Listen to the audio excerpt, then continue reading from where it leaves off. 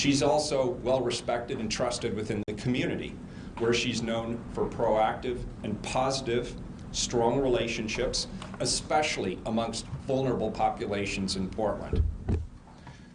As a member of the executive team within the Bureau over the last 2 years, she's been a visionary and integral part of the recent improvements that have taken place at the Portland Police Bureau. Her leadership has been and continues to be a highly instrumental factor in bringing the Portland Police Bureau into substantial compliance with the Department of Justice Settlement Agreement. She's already immersed in and will continue to play an integral role in the upcoming Portland Police Association contract negotiations, policy work sessions, which are already scheduled with the Portland City Council, and budget discussions, which are already underway. I also appointed Chief Resch because I know she knows my priorities and my agenda and my vision as the police commissioner.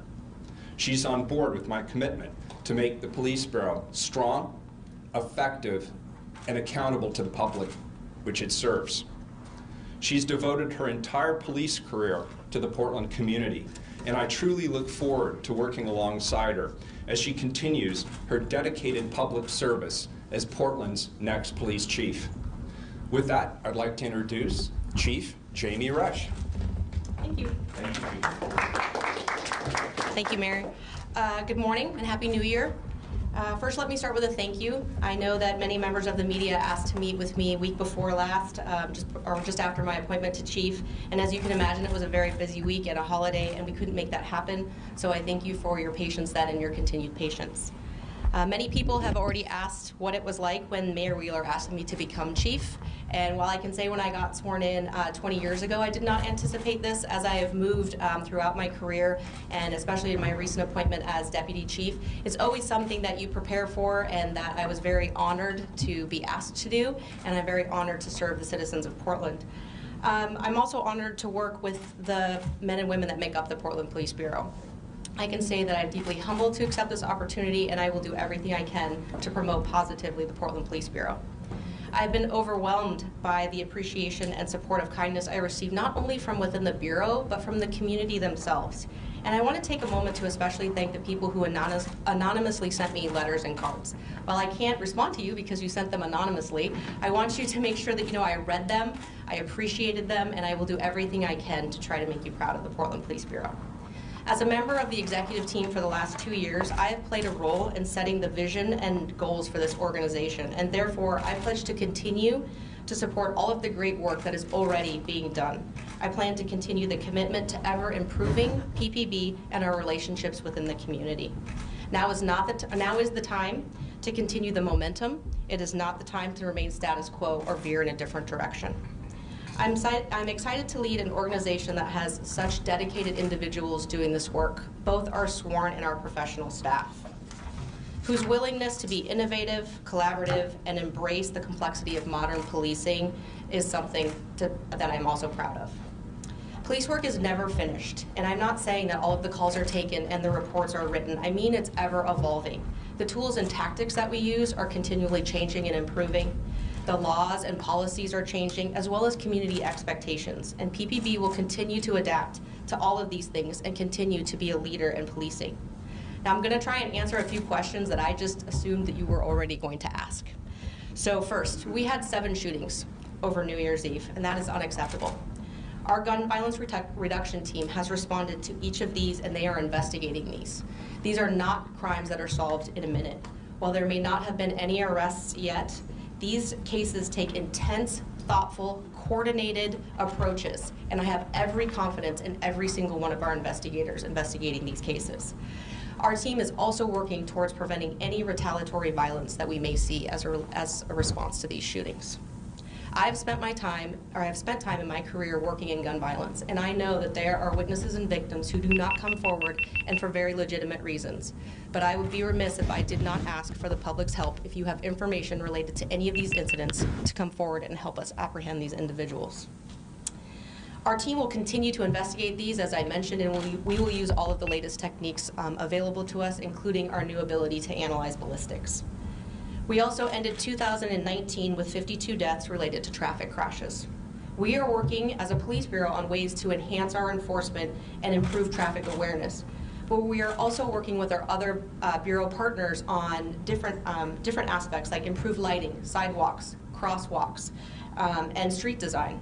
But this is also my plea to the community, to hold yourselves and those around you accountable, to not drive under the influence, to not speed and obey our traffic laws, and to, if whether you're a pedestrian, a driver, or a bicyclist, to not be distracted. As a community, we can help solve these traffic-related problems. Our staffing remains at a critical level. We do anticipate more retirements in 2020. However, I am pleased to say that our personnel division has made enhancements that is making the process more streamlined, and we are hiring officers at a faster rate. And we are hiring excellent, qualified individuals. I had the pleasure of meeting 4 brand new Portland police officers this morning and 1 new public safety support specialist. They are all fantastic. I'm super excited, as the rest of the Bureau, to welcome them to our family, and I'm sure that they will do a fine job representing us. I will continue also to support the health and the welfare of our officers, urging them to keep a positive work-life balance, especially at a time when we're stretched so thin. It has been demonstrated that a law enforcement's dedication to wellness positively impacts every aspect of the job. And on another positive note, the mayor mentioned, the compliance officer community liaison found the Portland Police Bureau in substantial compliance with the DOJ the Department of Justice settlement agreement. Though we still have work to do, this is a very positive step, and I look forward to continuing that and to becoming in full compliance. My expectation as chief is for those within the organization to uphold our values. We must remain accountable, transparent, and continue to improve our trust within the community.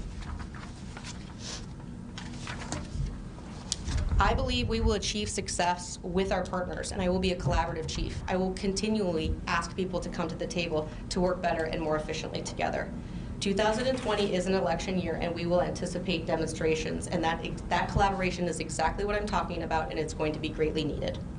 I ask for patience. Even though I've been in the chief's office for a couple years, I am new to this role, and before I can accept some of the invitations already coming from the community, I will need a little time to settle in. But I make a pledge that I will try to be out in the community as much as possible. I'd like to thank the members of our executive team, Deputy Chris Davis, Assistant Chief Ryan Lee, Andy Shearer, and Mike Fromm. I've worked with each of you for many years, and I respect your dedication to the Bureau and to the community. And I would also like to thank each member of the Portland Police Bureau. I know how hard you work every day. I know your compassion, and I know your integrity, and I will do my best to highlight you every chance I get. I'm excited to lead an organization that I am proud of, and I thank you.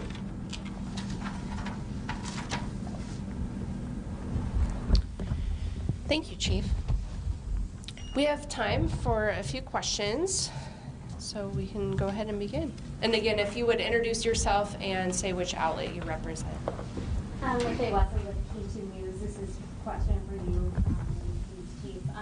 With demonstrations planned and expected in this year, what approaches do you think have worked in the past, and what do you hope to see moving forward?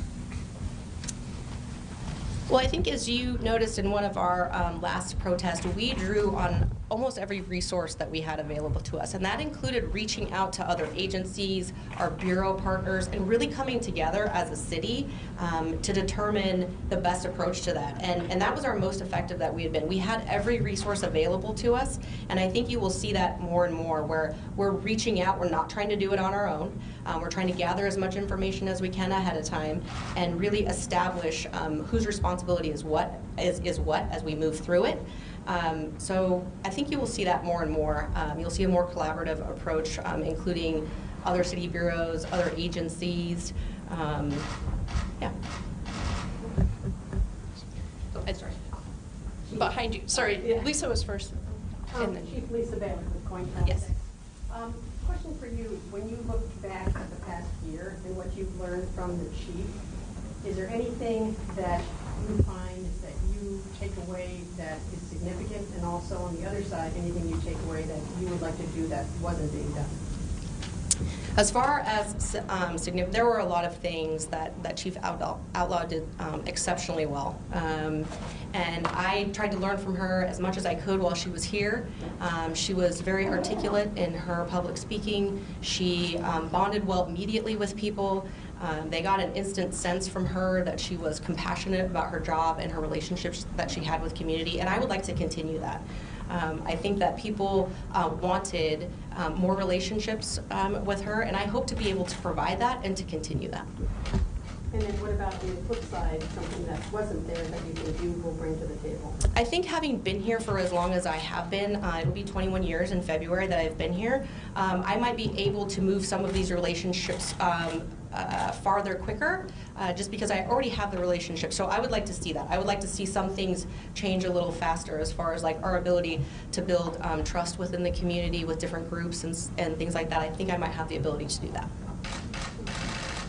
Can you tell us a little bit about what drew you into law enforcement? I see you attended University of Portland and with a minor in philosophy or Psychology. Psychology. Not philosophy. Okay. Yeah.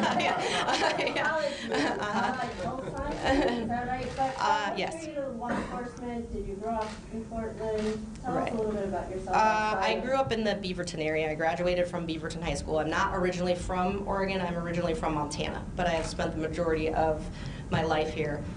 Quite honestly, law enforcement was not something that I originally aspired to do. I did graduate from University of Portland with an allied health science degree with the idea that someday I would be a doctor.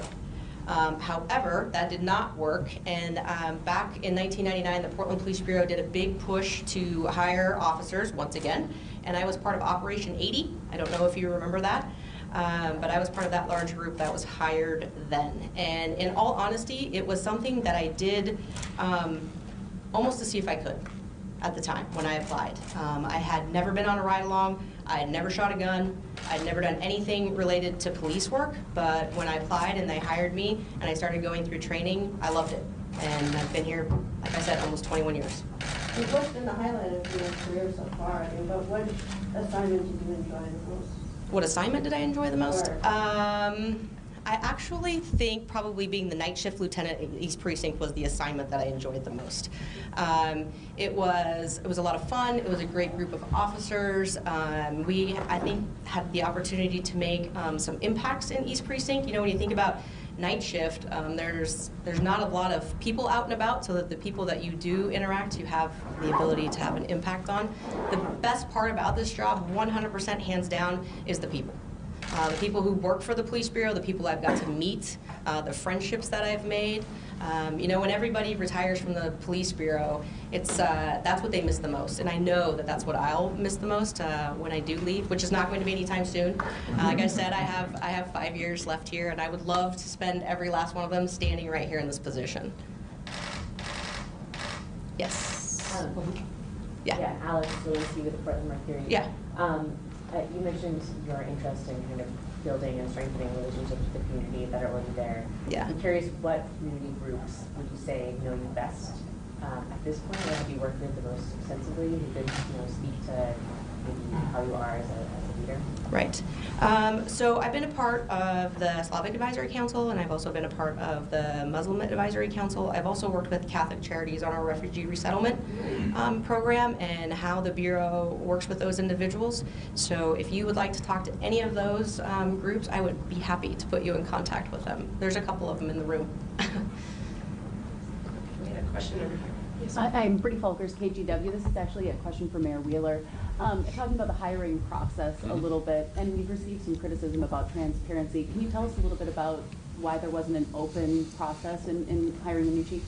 There's a lot going on right now at the Police Bureau. We have the budget is already in play, and I think everybody understands this is a critical budget. We are at a delicate point in reaching substantial compliance with the U.S. Department of Justice settlement agreement, and we are entering contract negotiations with the Portland Police Association. I made an executive decision because I've had my eye on Chief Resch for quite some time. As the deputy chief, I've already developed a working relationship with her. I know what she's capable of. I know she has the trust of the command staff, She's trusted by the rank and file, as she's indicated. She also has the trust of the community. She can work with the city commissioners. So from my perspective, I already knew her, I already trusted her, and I believe she's the best person for the job. That's why I made the decision that I did. Yes, ma'am. Chief Kelsey Watts from Channel 12. Just wanted to get back to gun violence. I know you mentioned that in your remarks today.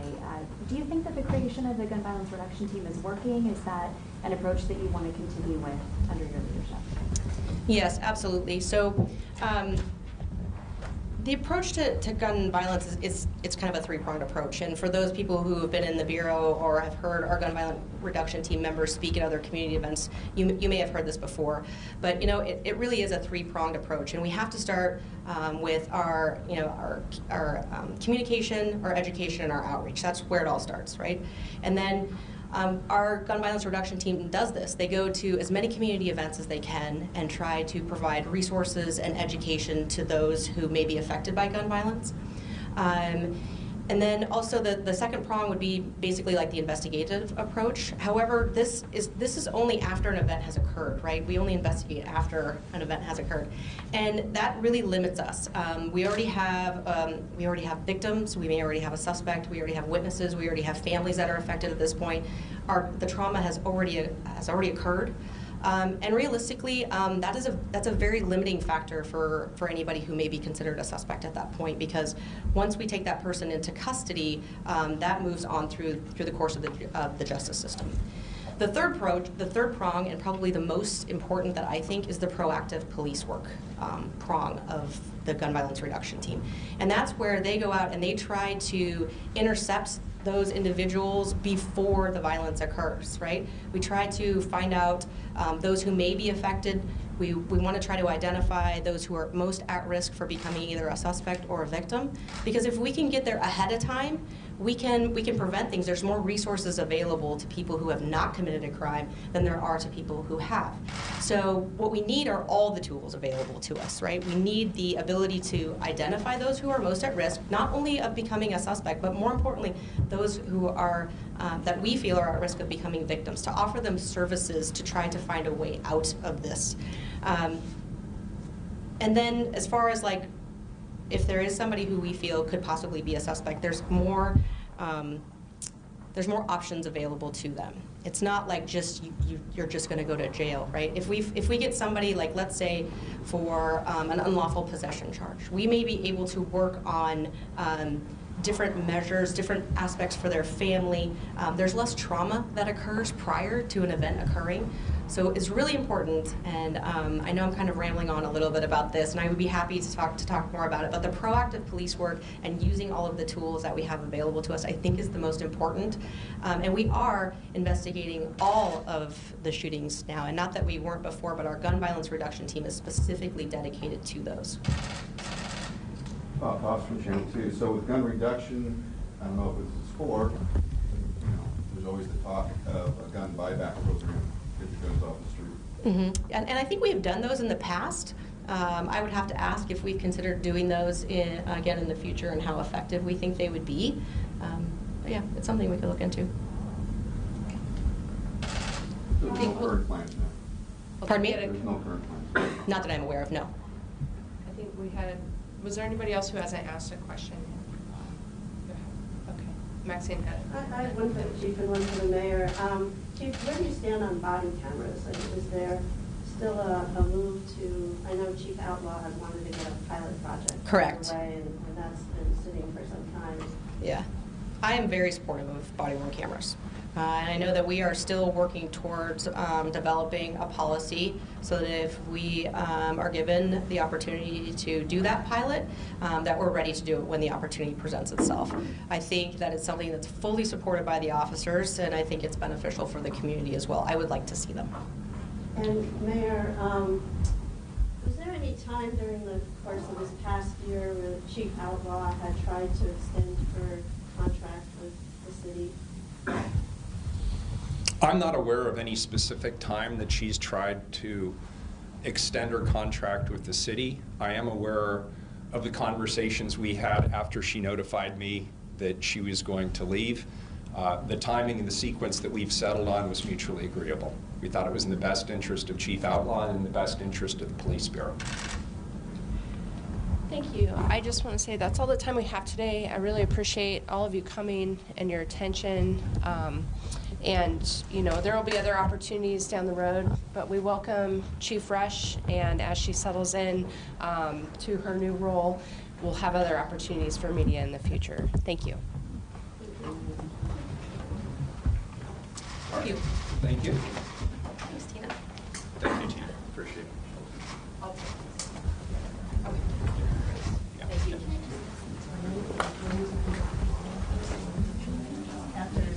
On Thursday. I found out Thursday, I believe, of 12 months. That's all right.